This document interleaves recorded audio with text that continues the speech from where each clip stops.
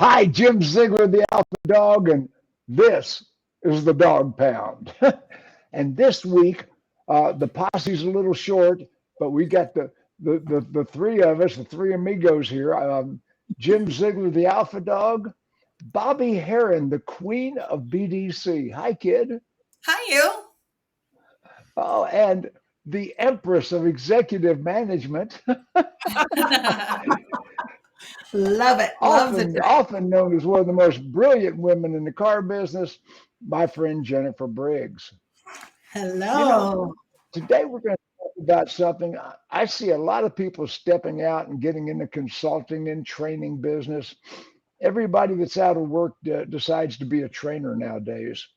And it's a little That's tougher true. field than a lot of people think it is. And you're looking at three of the highest paid, most prolific consultants, trainers in the industry. If you look at the three of us, we have a track record. We've put the business model together. We know what we're doing, and we get paid high dollars. We get paid regularly. And Bobbie, when I met you, you were working for a dealership. Where were you in those days? Yeah. So when I met you, I was working for Garber Automotive Group all across the country. And I had just switched over So to you Garber had a Automotive. job for the corporation, right? You were working for the Yeah. company, not for any one specific dealership. Yeah. When I started with Garber, I actually started in the dealership in the Nissan Hyundai store. And before I left that store and went to corporate, I was the sitting sales manager for the Nissan Hyundai dealership itself. Right. And prior to that, I had been a general manager for a store before leaving to go to Garber. So you're sort of qualified. Just a little bit, yeah, yeah. I'm trained in the field. We failed to all of our successes, and then figured out what worked, and then utilized that in all the stores. That's why we created a corporate role for it. And Jennifer, I met you the same day I met Bobbie. Yes, indeed. We met in person on the exact same day at Internet Sales Battle Plan in Detroit. Yeah, Internet Battle Plan, Detroit. Mhm. Was that at MGM or was that at the Greek town? I think it was actually MGM because Greektown. We did Greektown after that with Yeah, the whole crew. And I you don't and I know. had met in passing years before, but not met. Like we didn't become friends or affiliates or colleagues until that point. absolutely. Those were different days for sure.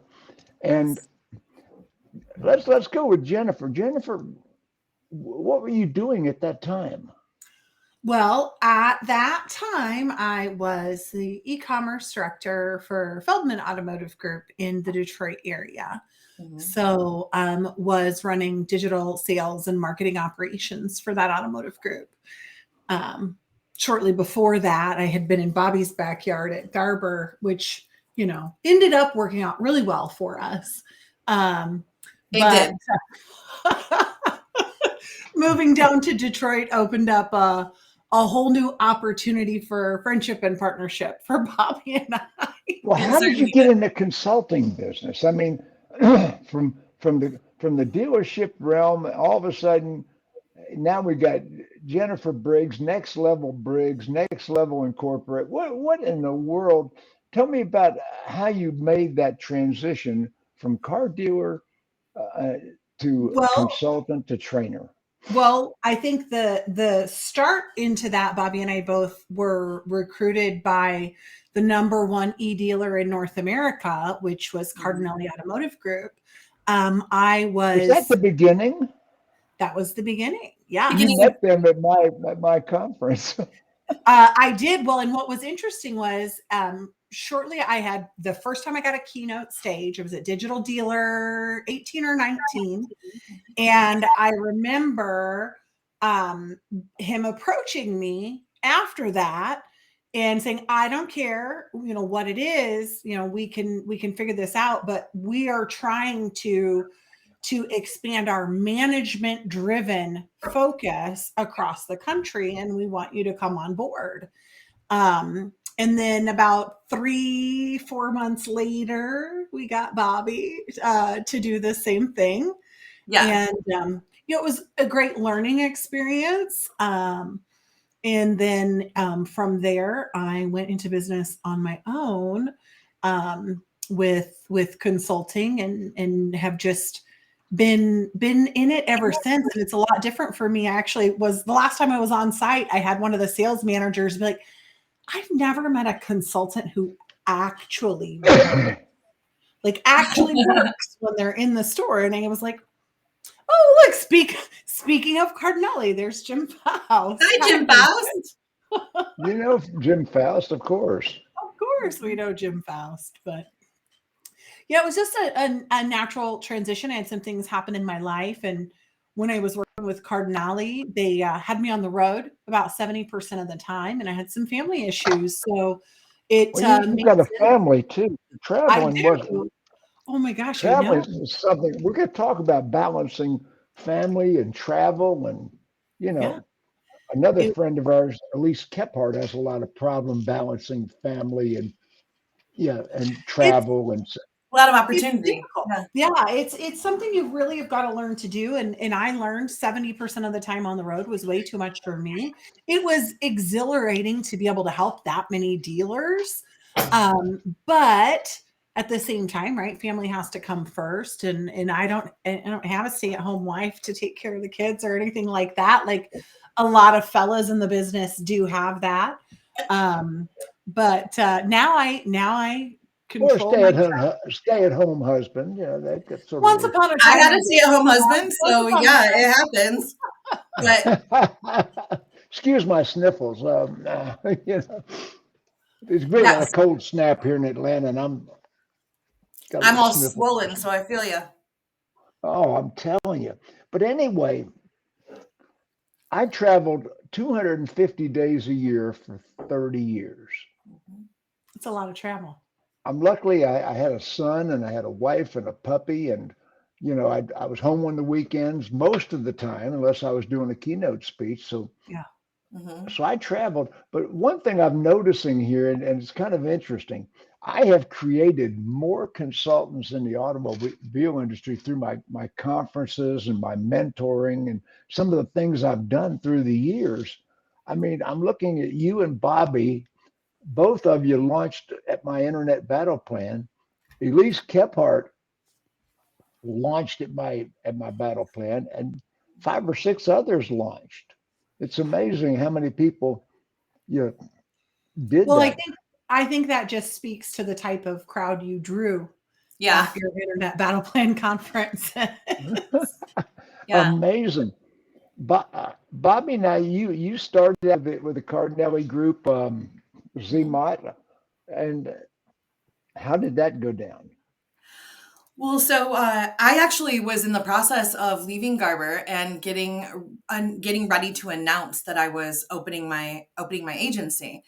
And I went to Digital Dealer. I wasn't planning on going, and I ended up going at the last minute. Had some things occur that I needed to go for, and in doing so, Eric Milch and Glenn Pash, who were both consultants of mine at Garber, and Eric, especially a great friend of mine, said, "Whoa, whoa, whoa, slow down a little bit.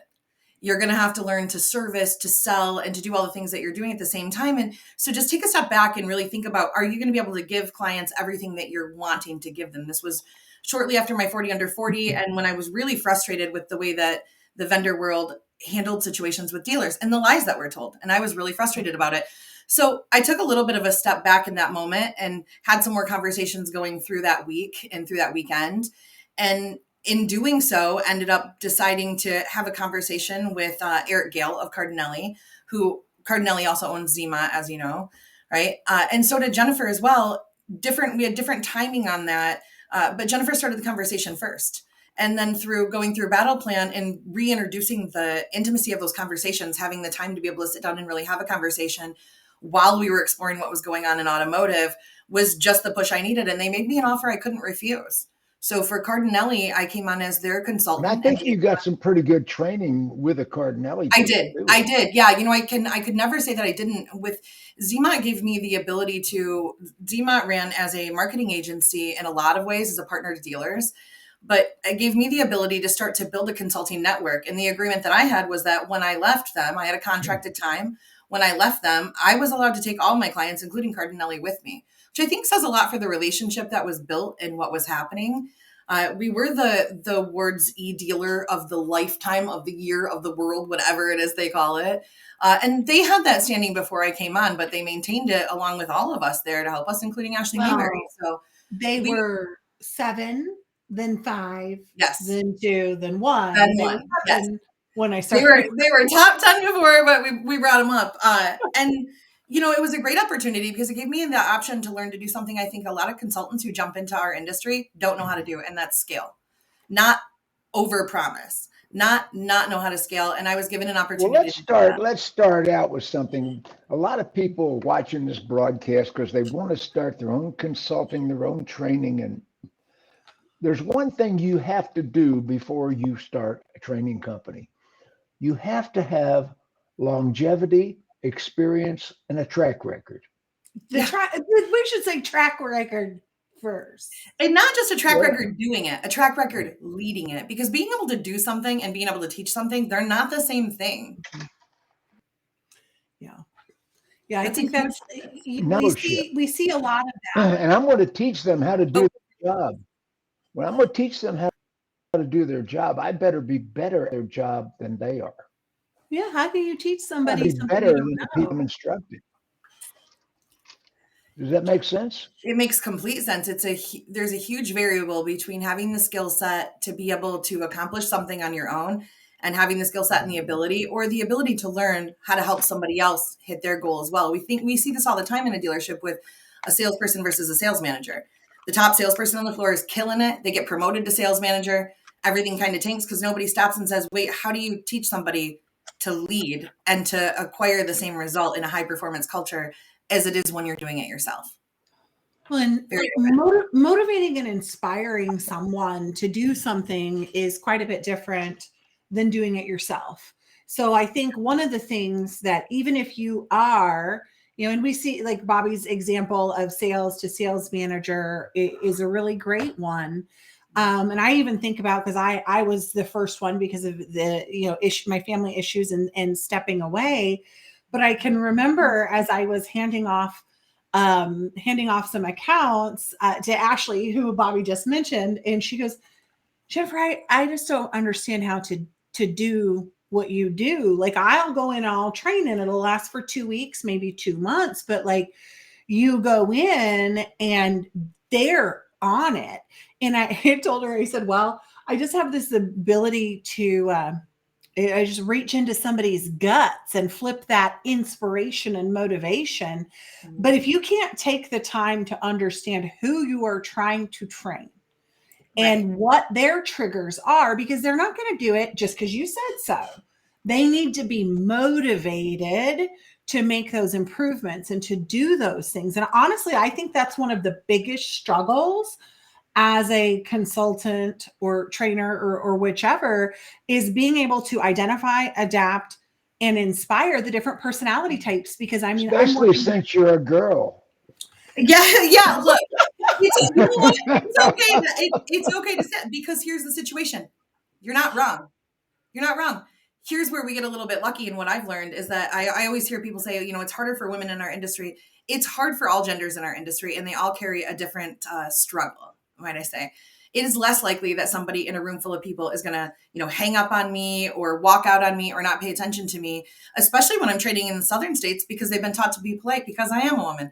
So, when I'm working with men, they might need to save me. When I'm working with women, I might need to be able to be an emotional hand to them. Either way, it doesn't matter, but you have to know the clientele. You have to know the position, and you have to study people before. I take a long time, and Jennifer does the same thing, to study the people that we're going to be training and who are going to be in our classes, to find genuine markers of things in common and genuinely try to learn how they learn. Visual, audio, writing it down, and provide a combination of those things that allows what you're teaching them to stick. Well, yeah. And even before accepting a client, there's a lot of research that happens, because as a consultant, you're only as good. Your successes are your client's successes. So if it's not going to be a good match, I mean, I know that we both, and I'm sure Jim, of course, with your hours and how they've been limited over the last few years, we turn down more dealers than we accept. Yeah. Oh, I have fired more dealers than ever fired me. I mean, Yeah. I have shut the door on a dealer and said, I can save you a lot of money. How can you save me money, Jim? Pay me right Yeah. now. I haven't been fired yet, but I fired a couple. And let me I've go had a home contract because then, but your people are never going to do what I'm teaching. I Yeah, have to go in, and that's the other thing. I always go in at the general manager level. same. I have I to have usually start with complete dealer principal. authority. Complete authority when I go in. And if you know, and I've had people walk up to me and say, "Well, Mr. Ziegler, let me tell you the way we like to do it." Well, we're not going to do the way you like to do it anymore. Do you think they brought me here because they were pleased with the job you're doing? Do you think I'm like, I'm the nice one. you think I'm here to We're continue doing doing this. what you used to do? No, we're going to change a lot of things, and you're going to actually do it. There's no shades of gray. This is what we're going to do. And I get that firm understanding with the dealer principal before I ever go in a dealership. Right. That this is the way we're going to do it, or we don't have to do it. We don't have to. Exactly. I got someplace else I can be. I turn down offers all the time. And well, they have to Bobbie, make a commitment to that, Jim. They have to make a commitment to wanting to improve their business and to be more efficient at it. And if the dealer principal is not going to make that commitment, it's not going to matter. So I 100% agree with you. And walking away, I actually remember the first demo I had as a consultant, I said no. By the end of the call, and it was a small dealer group, 5-6 stores, and I can remember that guy, and I was working for Cardinale at the time. And at the end of the call, I said, you know what? I really appreciate your time, but based off of this time that we spent together, I just don't think we're going to be a good fit. So it's going to be a no from us. We wish you the best of luck. And he was flabbergasted, called up my boss. And of course, Eric said, seems like she made a good decision.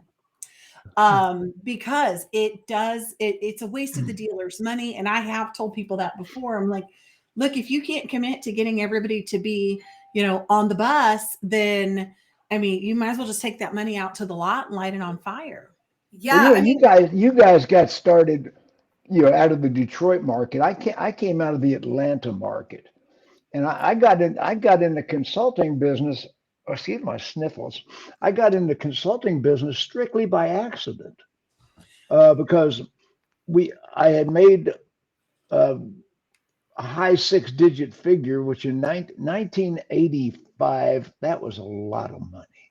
Mm-hmm. I had made a high 6-digit figure, and they wanted to reinvent my pay plan.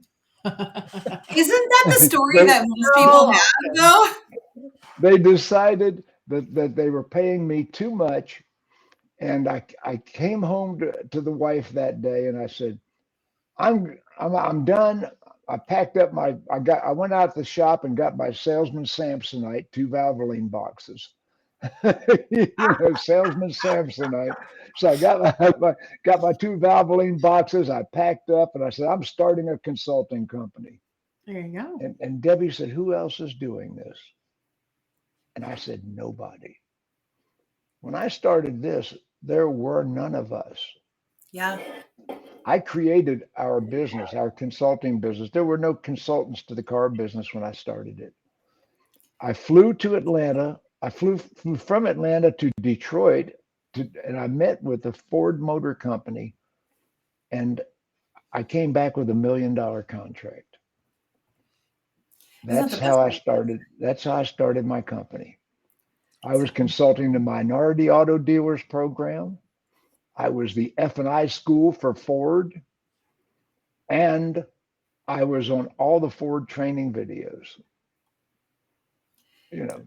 It's interesting how it starts for everybody, right? Like when I was at Garber, I mean, a lot of people don't know this. I say this on every show because I think it's important for people to know that a background can't just be one thing you do, but I've held almost every position in the dealership. successfully, including being a general manager, including being a director of operations for a massive multi-store group.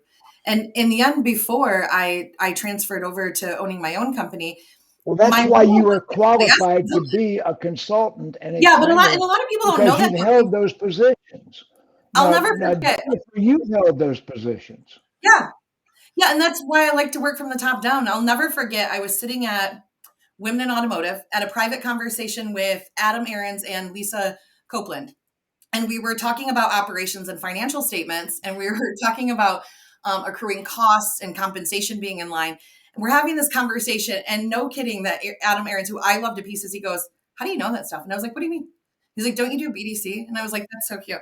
Yeah, BDC is a thing to train in a store, and it's a skill set that I have, and it's one that I believe makes a huge impact for a dealer. It's also the least understood on how to train it in the store. So I'm known for that a lot because that is the thing that I offer most often and what is taken up on. But it was interesting because it reminded me that not everybody knows that I wasn't a 40 under 40 winner who sat in a back office and ran a BDC. I was a general manager. I was a director of operations, and I was a very successful one. And when I moved to Garber gave me ability to, and I'm thankful for Dick Garber and that entire team, Mike Weiner, that whole team forever. And here's why. I went through a nasty divorce. Most people don't know that because I'm real polite in public about things like this. But in my divorce, I wanted co-custody of my children. My ex-husband was a stay-at-home dad. He's a wonderful father. We're not great partners for each other, but he's a great co-parent. And the judge had just lost their kids. And the judge said to me, "You'll find a new job where you're not running around the world and gone all the time, or you won't have your children."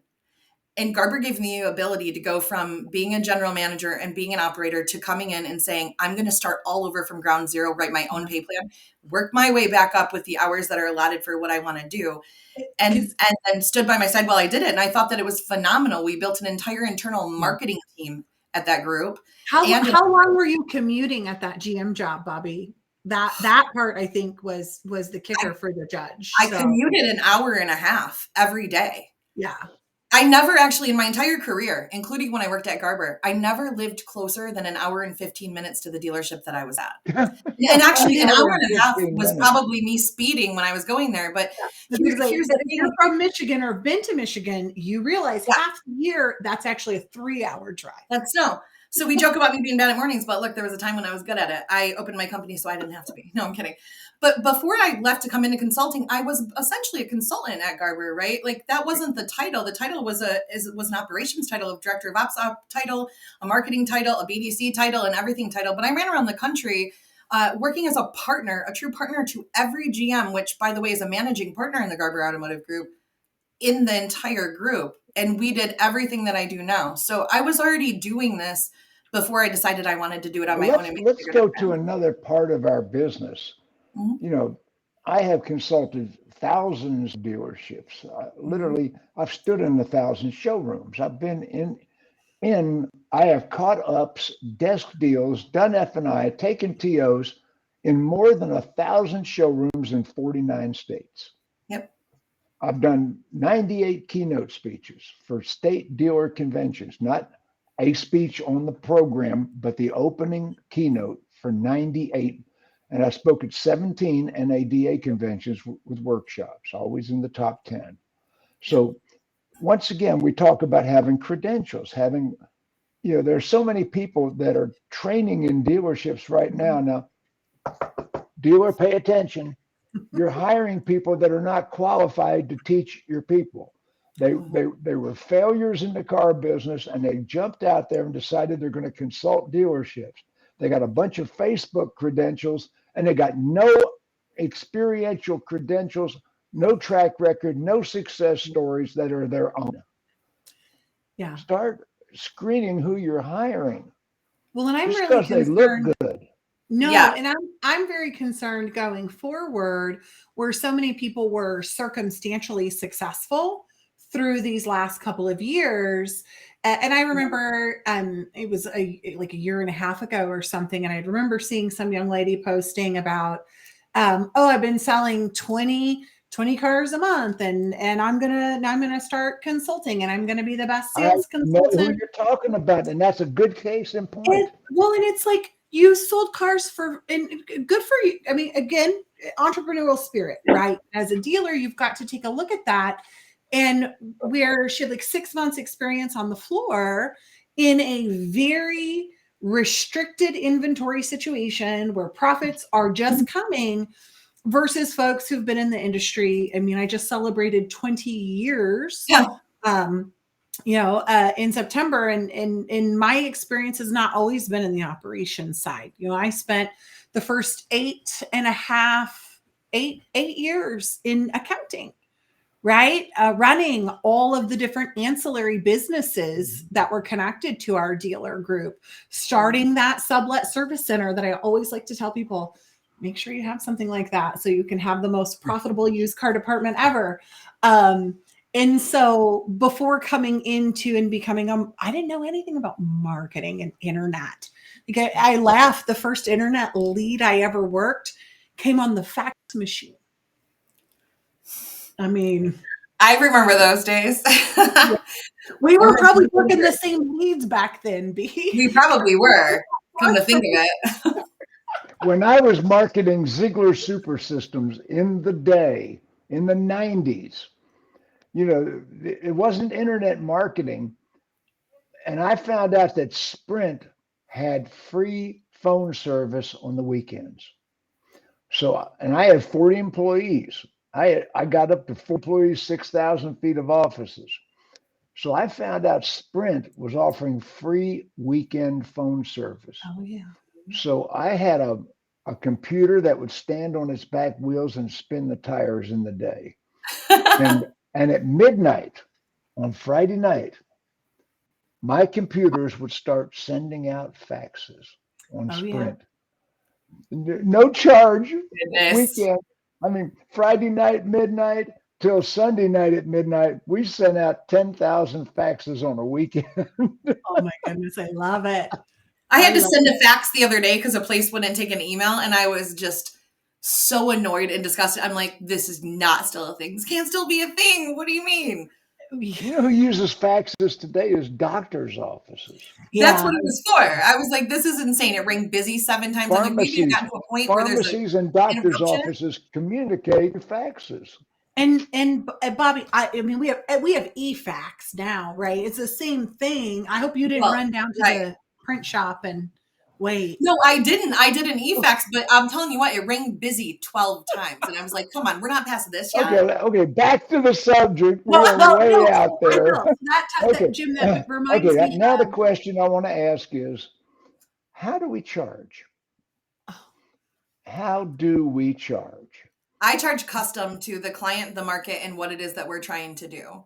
So I don't have a standard rate that's like, oh, I have a daily rate, but I like to combine that with what the store needs. So you never get a demo from me. You get a conversation, then I do research, then we do a follow-up conversation, and I tell you 2 things. If it was my store, this is what I would do, and this is what it would cost, and this is a scope of work that's included. Right. And then I tell everybody, if you have a budget and it doesn't fit in this, don't be a ghost. Tell me what you're looking to do, and I'll tell you what fits in there, or if it would be a waste of your money to even take something like this on.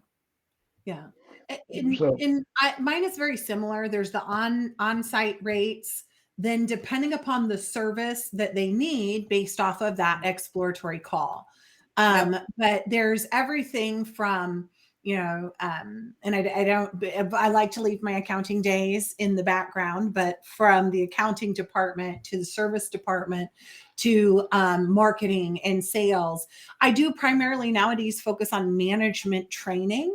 So that really has made it a bit different, but that encompasses a lot of things, whether it's a systems overhaul in how all of your software speak to each other, or in the tactics that you're utilizing. I always I want to get into specific services that we offer. Right. So what I always say is I like to marry old school tactics with new school technologies. So I like to find ways to make your teams more effective and efficient at what they're doing every single day. If you think about how many places a sales manager has to log into, what are things that they're supposed to do? And I do have a specialty as a pre-owned director previously. I was going to say about the fax machine when I ran my first wholesale bid auction for the group in Detroit. And I remember faxing out my auction list to all the dealers in the state of Michigan. But, and so, no, if it's a, quick, hey, we're going to overhaul your systems and we're going to train you on how to do that, that's a lower fee. But most of them are going to be doing at least a 90-day performance package, because like I said before, it's important that it actually works. So we do exploration, we do install, training and execution, and follow up from there. So if you need I've got one that needs a 3-time-a-week touch right now, which is pretty heavy-handed, or once a week, or a couple times a month. And how much of this are you doing virtually, and how much of this are you doing in person? I'm doing 80% virtually. Mm-hmm. Yeah, and I'm probably the flip. I'm 80% probably in person. You're on site. traveling. You're traveling. Yeah, but by design, I love to travel, and my children are aged out of my home. Right? For them, I live alone. My kids have all of them have transitioned out of the house effective like this year. I mean, I have a rescue dog, but thank goodness my children come take care of him all the time. But I, by design, love to travel, and my closest friends live all across the country. So I don't really have a reason not to. Although if it's a virtual contract and there's a reason for that, then I do that virtually. But I like to get out there and get amongst the world. Yeah. Traveling, like I say, I've worked in 49, 49 out of 50 states. And I have traveled. Debbie and I have been to every luxury location in the world with these dealer conventions that I was speaking at. And, it's amazing because I was charging $10,000 a day for my personal time 20 years ago. Yeah. $10,000 a day plus first class travel. Dog don't fly in the back of no planes. I don't. You never find me in the back of a plane. I don't even know what goes on in the back of a plane. Hi, Anthony. Yeah, I don't. Yeah, I never ever get in the back of a plane. But my Delta status allows me to not end up in the back of the plane. But I never I never was a fly first class. Have to I don't like to work on the plane. There's not enough space. There's not enough attention to focus on what I'm doing. I have to fly first class. I get upgraded a lot, but I never depended on upgrades, even though I was qualified for upgrades most of the time. I just put it in the contract. Dealer paid it. You're fancier than me. I'm like, I had a dealer say, I'm not paying for first class airfare. Then you're not getting me. Right. Well, I think that must be the difference between Atlanta and Detroit. Yeah. Like, wait a minute. I mean, I do. I rely on the status and stuff like that. No, I'm just teasing. I have my own little bits of bouginess in my riders, right? Like I like to call them like a contract rider, like we're a musician. But for me, I require that in a contract where I'm working with a BDC, a sales department, or a management team, that I have what I call a biweekly aftercare call with the leaders of all departments so that we can identify roadblocks and detours. If you're late to one of my meetings in a store, if I'm late, I got to do something silly and you get time off. But if you're late, somebody's singing I'm a Little Teapot, and I don't care if you're the dealer principal. And in addition to that, if somebody misses a training, I have a cost-effective rider in my contract that says not only does the dealership pay per person who missed, but the management team has to participate in that out of their commission so that we're not training half teams. So I have my own little bouginess in my rider that I'm like, I don't care if I do a first class travel, but I do care that everybody's all in and participating because I don't want my name on something that I walk away from and I didn't give it my all to and didn't have everything in on. Well, it used to bring me up when I would do a class and I would look in the class. I'd say, well, wait a minute, there's some people missing. And they would say, oh, those are the experienced guys and women. Those are the ones that need to be here. Yeah, they're why would you bring me in and not, the experienced people? And I'm the kind of guy, you know me quite well. I will throw somebody out of my class. It takes one person. I can't fire you, but go tell the dealer I threw you out of the class. See what happens. I've thrown somebody out of class before. It takes one person to unwind a training. And the way I look at it is I ask a dealer to invest their money and their time in me, and I invest my money and my time in them. We do the same thing. And it takes one person to unwind everything that you've done. And truthfully, I allow I allow a full open platform of challenging in my classrooms. So if you think what I'm saying is bullshit and you're gonna have a union meeting when we walk out, I tell you right in the beginning, we're gonna do it in here. You're gonna change my mind or I'm gonna change yours. But by the end of this class, we're all gonna be on the same page. And it creates both a relationship and an expectation of what we're gonna do. I haven't got time for challenging it. You and I are. Yeah, I allow it. I encourage it. I haven't got time for the diversion of arguing with somebody in the audience. Yeah, I usually do that before I love I'm on site. So I will have a management team meeting, a strategy session. We will talk about it, make sure everyone is on the same page. And I'm a big advocate of we argue behind closed doors. And then we have a united front as a leadership team in front of the team. In front of mom and dad. So let me rephrase that. So when I go on site, we have before I even leave to go on site, we have management driven meetings that are phone calls and they go on and they continue when we're on site. So that when we leave that meeting, processes, efficiencies, and operations are all on the same page as a management team. And collectively, anybody can challenge inside of any of those times. I don't care if the meeting takes 18 hours. We're all going to be on the same page because if not, when I leave, somebody's going to unwind what I did. But when I go in to teach a class and teach a process for sales or for BDC based on those meetings, I allow challenges in those as well.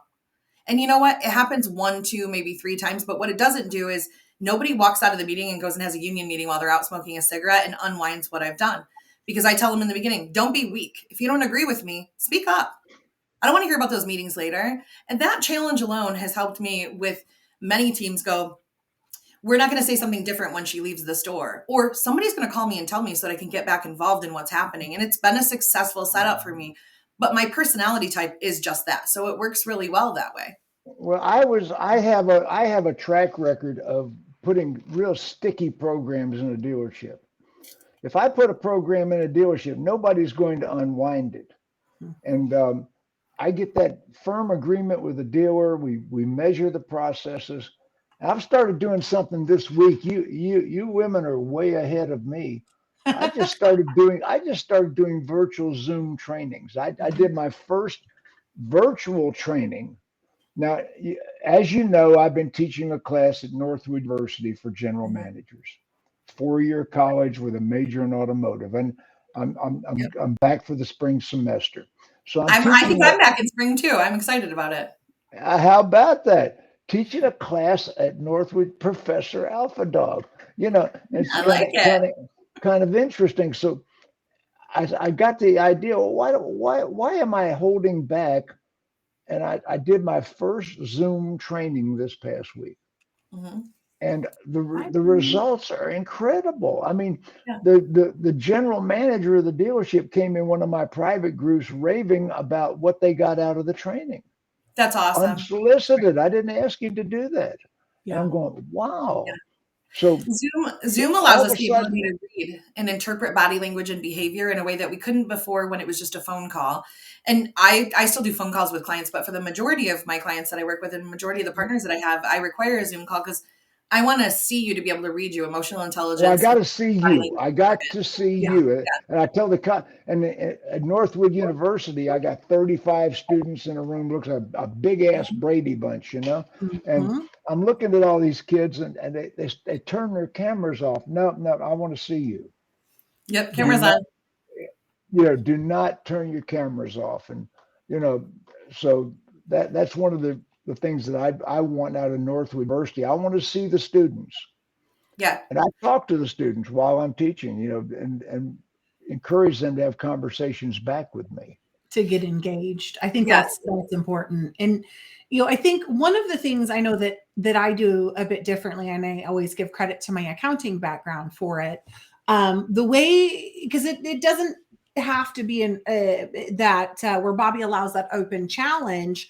I phrase it in a little bit different way because when I do an onsite, it's typically a 3-day onsite because we're doing different sessions, different topics, working it in. But on the last day, I actually will train, no matter if I'm training salespeople, BDC, or sales managers or general managers. I actually do a managing your business training. And we end the on-site visit with individual shoulda, woulda, couldas, where I'm basically showing, of course, the dealer principal has already seen this on a store level, how many deals and how much money we're leaving on the table. It's really amazing when you wrap up, here's everything we've just trained on.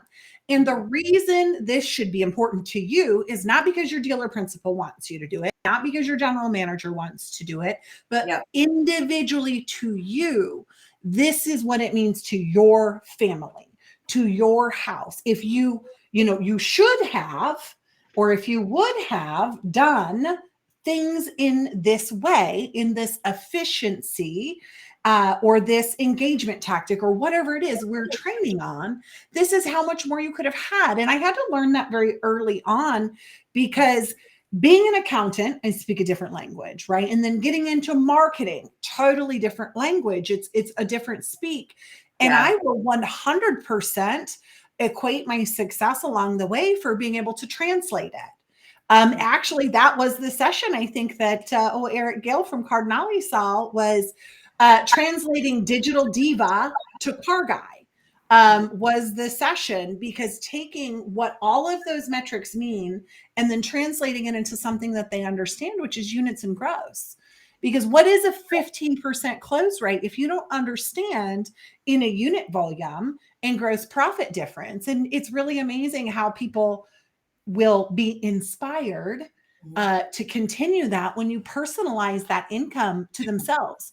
And I'll tell my dealer principals I work with, listen, I don't have to convince every single person on your floor. Right. If we get 50% of them 100% bought into it, we are going to change the way that you do business, because they will lead the team.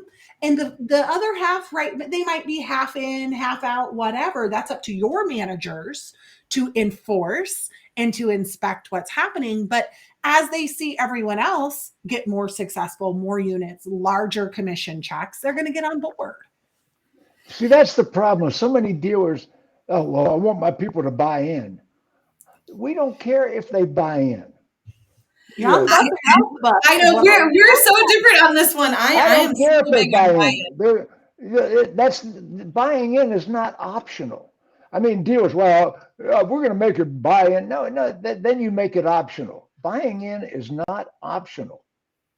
It is difficult though when you have a management team that's not sure how to hold them accountable or make them follow through, or when they are unwilling to, that if you don't have at least half of them bought into what you're doing. And I think, maybe it's the definition of buy-in, not buy-in in the way that this is an optional choice, but buy-in in the way that I see where this actually impacts my paycheck and makes me more money. And for that reason, I want to do better. We will show them that. But it's necessary. Let me tell you, Bobbie, what happens in a consultancy. You're going to agree with this. Okay, 3-day consultancy. Ziegler comes in. Day one, the mutineers all get together. Now the mutineers, that's some bitch. We've seen people. We'll go back to what we used to do when he gets on the plane Friday. I mean, we've seen people like this Ziegler come and go. I mean, they had the mutineers. All the mutineers had the meeting in the men's room, the ladies' room, the smoking, sitting out on the golf cart, whatever they do. Okay, so the mutineers get together, and day one of the mutineers will deliberately blow a deal.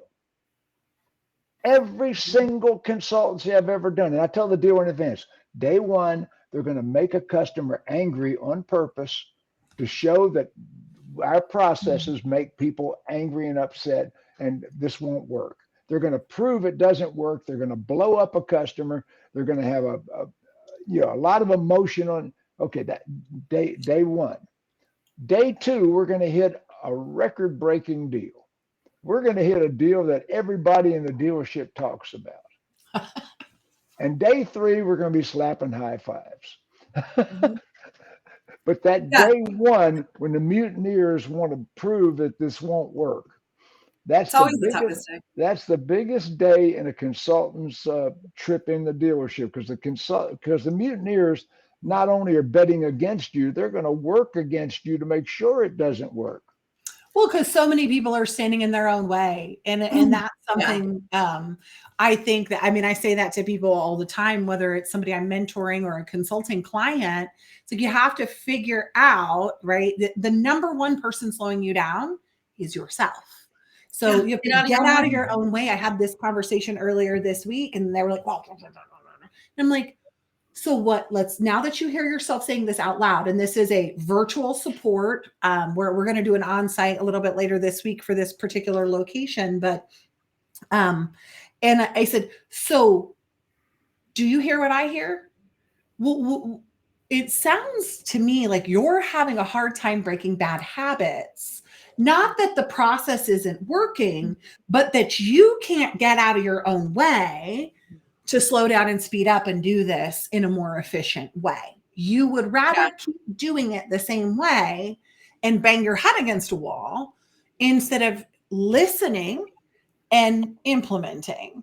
And I think, and that's the one thing where I will not engage and do just a sales training or just a BDC training. I'm more of a train the trainer style. So yes, I do them, but it would be one small component of a package that I put together for the dealership or the group. The majority of what I'm doing, and especially in the virtual follow-up after an on-site, is manager one-on-ones and making sure that they are equipped. Well, see, that's the thing. All three of us are management trainers. Correct. I don't even consider myself a sales trainer. I do sales training as a sideline to making the process work. I do sales training, but I am, all the records I set in the business was when I was an F&I manager. And I am the best F&I manager there ever was, ever will be, and ever has been, and is right now. I'm the best F&I manager you've ever seen. If they do, glowing trophy happening right now. If they do F&I on other planets, I'm better than they are. I train F&I. I train sales management. I train I train dealers and general managers. And all three of us are executive trainers. I see so many trainers out there that have no track record. And I they're see kind people of siloed. Most everybody else, it's like they either are sales trainers or mostly sales trainers. I think a lot. There's some BDC trainers, but when it comes to improving overall operations, if you've not sat as an executive operations director or higher, it's very difficult to We have all been executive managers. I teach a class in general manager because I'm qualified to teach that class. Yeah, there's some really great, there's a lot of really great trainers out there. I don't want to dismiss the qualities that a lot of them have, especially that are siloed, but there's a lot of really fake trainers out there too. Just like there's a lot of really fake vendors out there. I was watching on YouTube the other day, there's some hillbilly teaching stuff I taught 30 years ago. You get what you pay for. I tell dealers this all. I had a dealer that really should have hired me, and I really should have wanted to take them on, and I didn't want to take them on because of some of the comments made during the collaborative conversations when we were doing investigation. But one of the things he said was, well, man, you're not afraid to ask for all the money, huh? And I said, absolutely not. Because while you might think that it's too much, your competitor won't. And then your trainer will be trying to teach them how to take business back away that you could have had. I sell my time. I sell my time and my skill set, and I don't charge based on what somebody thinks it should cost or what they think they could hire somebody to do when they don't have it.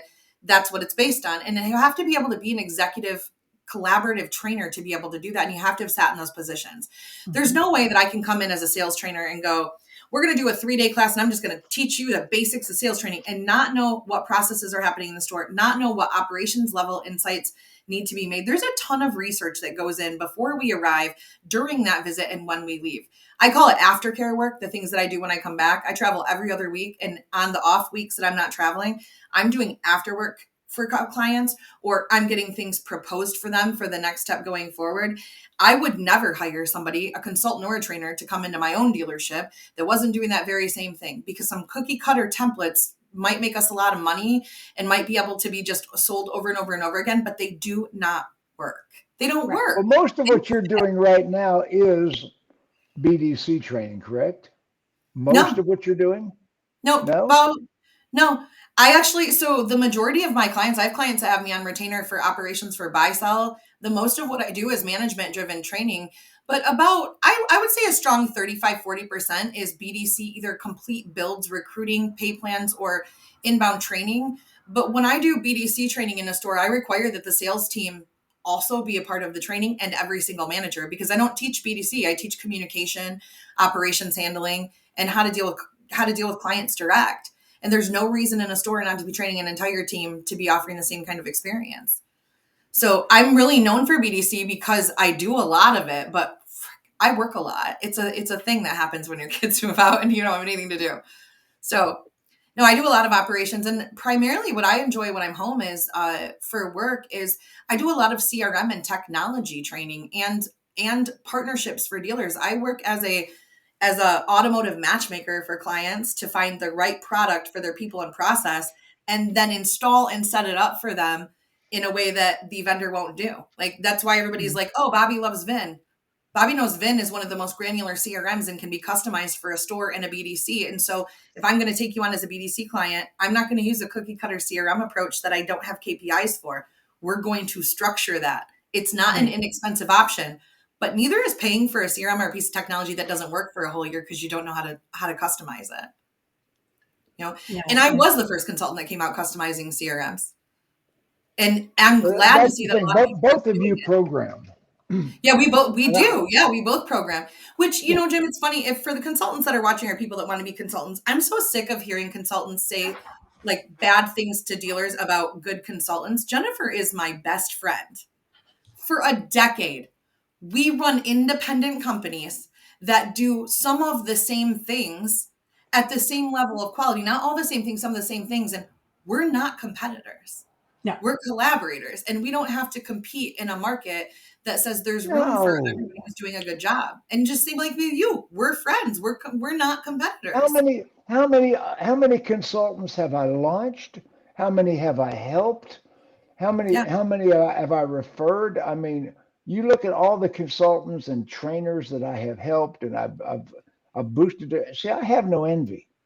When you are good at what you do, I want you to be more successful than I am. Yes. I always tell people I tried to train myself out of a job, right? Exactly. If I do a good job, you won't need me. But this is a little tip too. When you are, because I do management training, I do marketing training. One of the virtual services that I offer is actually an advertising effectiveness training. We review all of your advertising contracts and results for, like, we take, 3, 6, 12, 9, however many months, and we look at what's working and make adjustments. And I had remembered one time someone wanted to contract me because I help auto groups build their own internal marketing departments, reduce their reliance upon advertising agencies, or at the very least have people educated to hold those agencies accountable so you can squeeze more juice. And I remember having a conversation with somebody one time, and it just seemed a little bit sideways. They wanted me to train their team to manage all of their internal paid search and things like that. And so I have an agreement that says you cannot monetize the things that I am teaching you outside of your dealer group, right? You can retrain everybody. You can use them inside of your group, all of this and all of that. And they didn't want to sign the agreement as was and come back after a couple of back and forths. They were actually thinking about opening their own advertising agency. And I said, that is totally fine, but that's a different agreement. I would be more than happy to help you with that, but that's not the same rate as helping a dealer build it internally. Mm-hmm. And so I think that's a tip if you're considering getting into consulting. I mean, make sure, like Jim said, that you have a track record, you have the experience, but contracts are also part of experience. And I know this because I got burned very early on in my venture out on my own. And so I think that it is important to make sure that you are clear. You are exchanging intellectual property that's what you're giving them. And Bobbie said something earlier, you're not afraid to ask for all the money. No, I'm not. I have 3 national awards for digital sales and marketing strategies that have been given to me from some of the most prestigious organizations in the country. I also teach at Northwood. I teach pre-owned because I love pre-owned. Being from an accounting background, it's my favorite. And It's not so my favorite. it is I love it. I love it. But when you have that experience, it was so funny because somebody was like, well, I was training someone to do internal database email blasts. And I'm going through this process and I'm showing them and they're like, well, how much time does this take you to do? And I said, well, it takes me approximately 2 hours, but I've been doing it for 12 years. It's going to take you 4 to 5 times as long to execute on something. Maybe even 2 days as you're getting back and forth and learning how to build the actual HTML templates in order to do this. So you're paying for the experience, not just the time. Let me tell you. I was doing a keynote speech in North Carolina to one of the dealer associations. And a dealer came up to me at the end of that speech and he said, I got a bone to pick with you. What? He said, I heard they paid you $10,000 to do this speech. I said, yeah. $10,000 to do a 1-hour speech. I said, no. They paid me for the 30 years it took me to learn what to say. Yeah. They paid me for the 30 years of experience that went into that speech because I said things that nobody else could say, nobody else. I teach from an experiential level. And one thing about a consultant, all 3 of the people on this broadcast, one of the things I do that there's that credibility that Bobbie's talking about, the buy-in that Jennifer and Bobbie are talking about. When I'm in a dealership and I hear, well, Jim, people are different here. That shit might have worked where you came from. No. You just get out of your chair. Just get out of your chair. Get out of your chair. Let me sit down. Let me go close this deal. Let me go do the F&I. And by performing the F&I, by performing the desking of the deal, and I was in Burton, Ohio. Now that's an Amish community, by the way. I have been there. You know which dealership I'm talking Yes, about. I do. Preston Auto Group. Yeah. And I'm in Preston Auto Group, and the F&I manager's name is Wally. Yeah, I'd be like, hi, Trish. And Wally's still there. Hi, Wally. So anyway, I'm going to tell you a story, Wally. I tell this story. Okay, so I'm sitting in the F&I office, and Wally is doing all of his robotic stuff that he'd been taught by another training company. And he sounds like a little robot, like Wall-E from the cartoon. Like somebody wound him up. So at the end of his pitch, I'm sitting behind him, acting like I'm disinterested. I'm at another desk. And I said to the woman, I said, excuse me, ma'am, my name is Jim Ziegler. I'm a public relations consultant from Atlanta, Georgia. And I'm wearing a business suit and tie and a baseball hat. She knows something's different about this guy. Everybody else is in polo shirts. I said, ma'am, I can agree with you with what you just told Wally. Your car's garaged. You probably don't need the environmental package. But I'll bet you got $25 in your purse right now. She said, yeah, I do. I said, I bet you 3 days from now you will give that to your grandkids to put into machines at Chuck E. Cheese's. You won't even know what you did with that $25. She said, no, it's frivolous money. But I'll bet you don't have $7,500 in your pocket. She said, no. Matter of fact, I bet you if you had to come up with $7,500 right now, it'd be a catastrophic event in your life because you struggle with the down payment. Well, yeah, it would. Well, our average gap claim is more than $7,500. And for less than $25 a month, frivolous money, you can insure that loss against a catastrophic event when you're least prepared for it. And her husband said, I think we ought to take that. Yeah. And so the moral to the story is I had just taught Wally that word track that morning. Yeah. I had just taught Wally that word track. But he was doing what he always did. And I used that word trend. I had taught him in class right in front of him. And the woman's husband said, I think we ought to take that.